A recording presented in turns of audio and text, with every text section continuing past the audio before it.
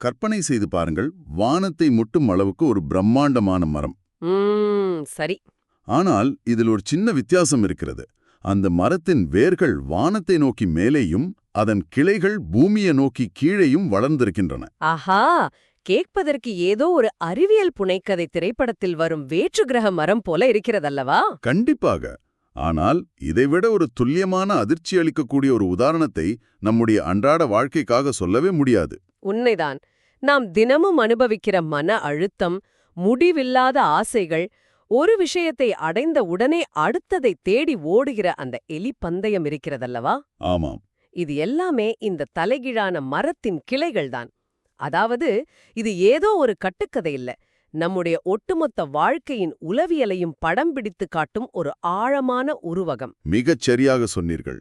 நேயர்களே, இந்த ஆழ்ந்த அலசலின் நோக்கமும் அதுதான். கண்டிப்பாக. பகவத்கீதையின் மிக முக்கியமான பகுதியான புருஷோத்தம யோகம் என்ற 15வது அத்தியாயத்தை சுவாமி பரமார்த்தானந்தாவின் அற்புதமான விளக்க உரைகளின் அடிப்படையில் நாம் இன்று அலசப்போகிறோம். இது ஏதோ ஒரு பழமையான தத்துவ பாடம் கிடையாது என்பதை நேயர்கள் புரிந்து கொள்ள வேண்டும். ஆமாம். தினமும் அலுவலகத்திற்கும் வீட்டுக்குமாக ஓடி வாழ்க்கையில எனக்கு நிம்மதியே இல்லையா என்று சோர்வடையும் ஒவ்வொருவருக்கும் முழுமையான சுதந்திரத்தை அடைவதற்கான ஒரு மிகச்சிறந்த உளவியல் கருவிப்பெட்டிதான் இந்த அத்தியாயம். சொல்லப்போனால் நாம் அந்த தலைகீழான மரத்துக்கே வருவோம். சுவாமிஜியின் உரைகள் இந்த மரத்தை சம்சாரம் என்று அழைக்கின்றன. அது என்ன மரம்? ஏன் அப்படி தலைகீழாக இருக்கிறது? இந்த மரத்தை கீதை அச்வத்த மரம், அதாவது அரச மரம் என்று அழைக்கிறது. அரச மரம் சாதாரணமாகவே ரொம்ப பிரம்மாண்டமாக, ஆழமாக வேரூன்றி வளரக்கூடியது. சரி. இதை சம்சாரத்திற்கு, அதாவது நமது பிறப்பு, இறப்பு மற்றும் முடிவற்ற போராட்டங்கள் நிறைந்த உலக வாழ்க்கைக்கு ஒப்பிடுகிறார்கள். இந்த மரத்தின் வேர்கள் மேலே உள்ளன. ஓ, இதைத்தான் ஊர்த்துவ மூலம் என்று சொல்வார்களா? மிக சரி. ஊர்த்துவம் என்றால் மேலே இருப்பது, அல்லது நமது சாதாரண புத்திக்கு புரிந்து கொள்ள முடியாத ஒரு மேலான நிலை. அதாவது இந்த ஒட்டுமொத்த பிரபஞ்ச மரத்தின் ஆணிவேர் எதுவென்றால் அதுவே எல்லையற்ற மேலான பிரம்மம் அல்லது தெய்வீகம். அது கண்ணுக்கு தெரியாத காரணத்தால் மேலே இருப்பதாக சொல்லப்படுகிறது, அப்படிதானே? 100க்கு 100 உண்மை. ஒரு நிமிஷம், இங்கு எனக்கு ஒரு சின்ன குழப்பம் வருகிறது. சொல்லுங்கள். நீங்களே சொல்கிறீர்கள் இந்த மரத்தின் ஆணிவேர் அந்த எல்லையற்ற பிரம்மம், அதாவது தெய்வீகம் என்று. ஆணிவேரே தெய்வீகமாக இருக்கும்போது இந்த மரம் ரொம்ப நல்ல ஒரு விஷயமாகத்தானே இருக்க வேண்டும். நியாயமான கேள்வி.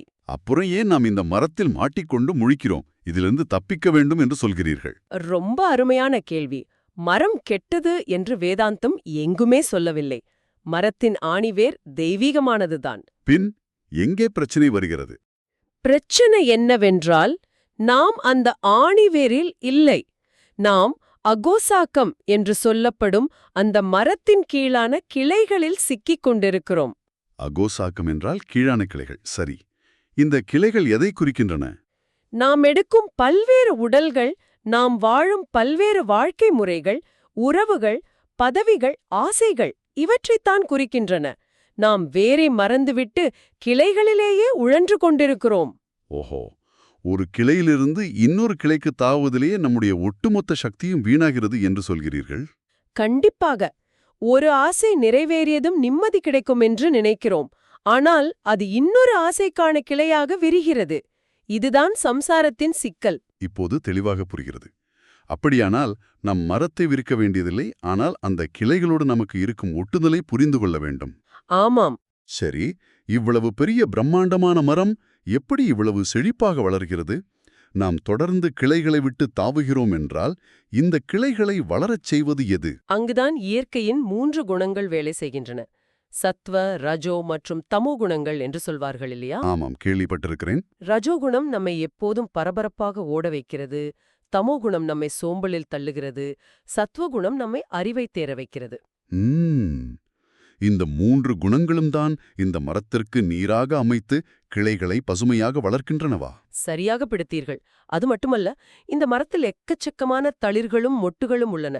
அவைதான் புலன்நுகர் பொருட்கள். அதாவது புதிதாக வந்திருக்கும் ஒரு நவீன கைபேசி, சமூக வலைத்தளங்களில் கிடைக்கும் விருப்பங்கள், ஒரு புது கார், எதிர்பாராத பதவி உயர்வு, இதெல்லாம் தான் அந்த தளிர்களா? சந்தேகமே இல்ல. நமது கண்கள், காதுகள் மூலமாக நாம் அனுபவிக்க துடிக்கும் இந்த விஷயங்கள் தான் நம்மை ஈர்க்கும் தளிர்கள். புரிகிறது. இந்த முக்குணங்களின் ஈர்ப்பால்தான் அந்த தளிர்களைச் சுவைக்க நினைத்து நாம் தொடர்ந்து இந்த மரத்தின் கிளைகளில் ஒரு கிளையிலிருந்து மற்றொரு கிளைக்கு தாவிக்கொண்டே இருக்கிறோம். இதுதான் முடிவற்ற எலிப்பந்தயம் என்று சொல்கிறீர்கள். நினைத்து பார்க்கவே கொஞ்சம் மலைப்பாக இருக்கிறது. உண்மைதான்.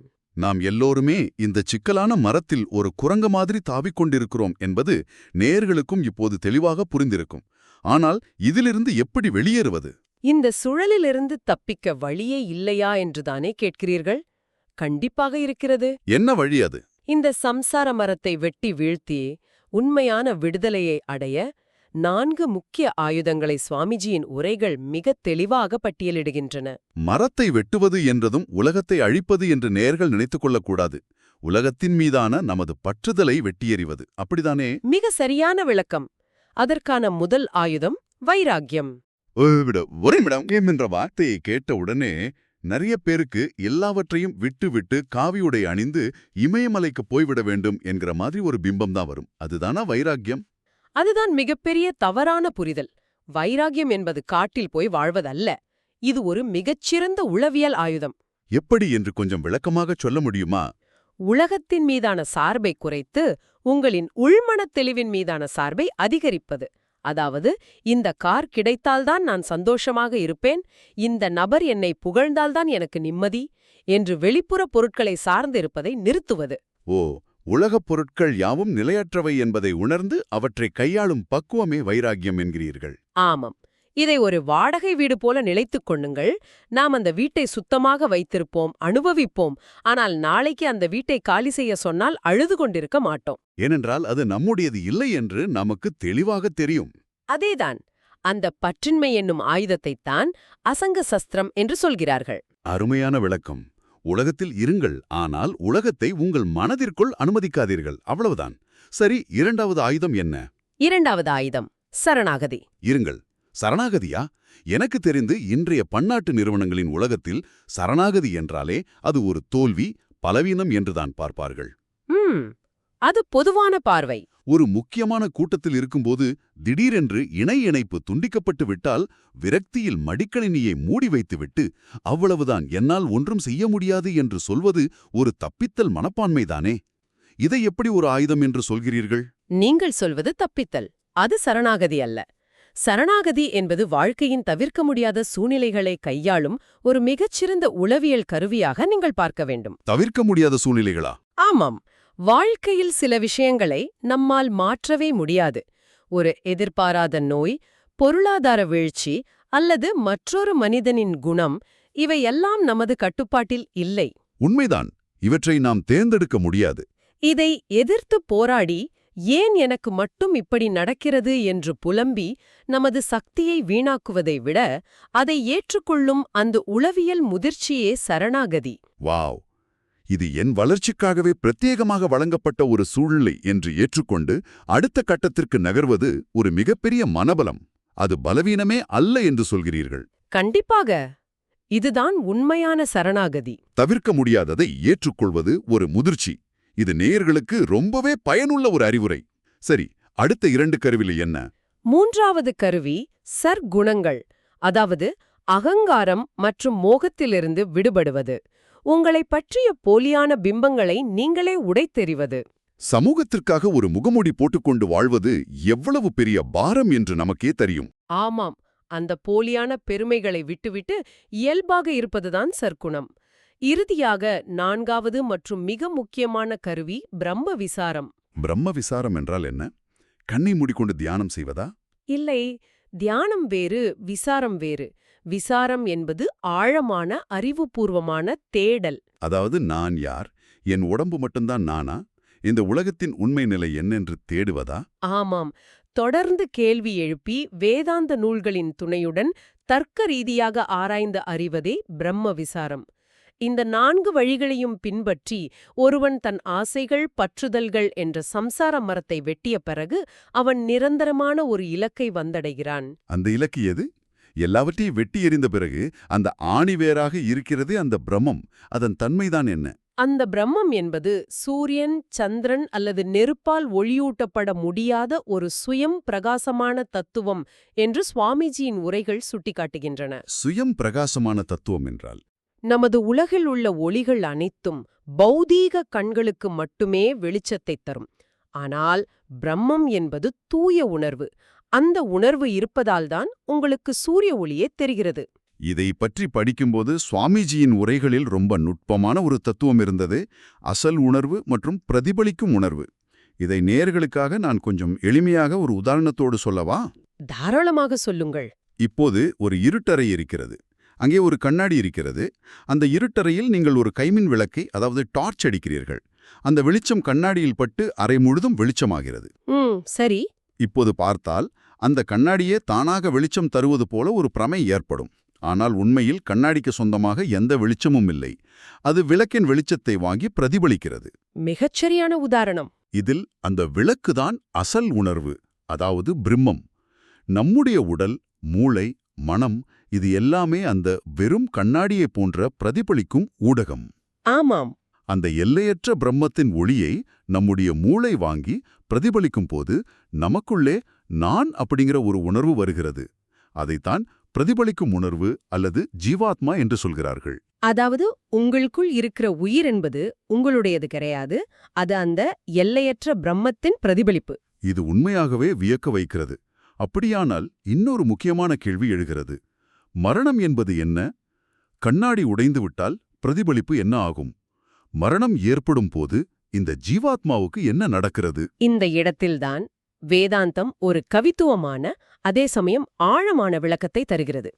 அதை சம்ஸ்கிருதத்தில் வாயுர் கந்தானி வாசயாத் என்று சொல்வார்கள். அதற்கென்ன அர்த்தம்? காற்று எவ்வாறு பூவிலிருந்து நறுமணத்தை கண்ணுக்கு தெரியாமல் சுமந்து செல்கிறதோ அதுபோலவே மரணத்தின் போது ஜீவாத்மா பருப்பொருளான உடலிலிருந்து மனம், புத்தி மற்றும் புலன்களை புதிய உடலுக்கு சுமந்து செல்கிறது. ஒரு நிமிடம், இது மனதை உழுக்கும் ஒரு கற்பனை. காற்று மற்றும் நறுமணம் என்ற இந்த உதாரணம் மரணம் பற்றிய பயத்தையா முற்றிலுமாக நீக்குகிறதல்லவா? கண்டிப்பாக நீக்கும். ஒரு பூ வாடிவிட்டால் காற்று அதிலிருந்து நறுமணத்தை எடுத்துக்கொண்டு வேறொரு இடத்திற்கு செல்வது போல, மரணம் என்பது எல்லாம் முடிந்து போகும் ஒரு இருட்டறை அல்ல. அது ஒரு வீட்டை விட்டு மற்றொரு வீட்டிற்கு மாறுவது போன்ற மிக எளிமையான இயற்கையான நிகழ்வுதான் என்று வியந்து பார்க்க தோன்றுகிறது. சரியாக சொன்னீர்கள். மரணம் என்பது ஆத்மாவுக்கான முடிவு அல்ல.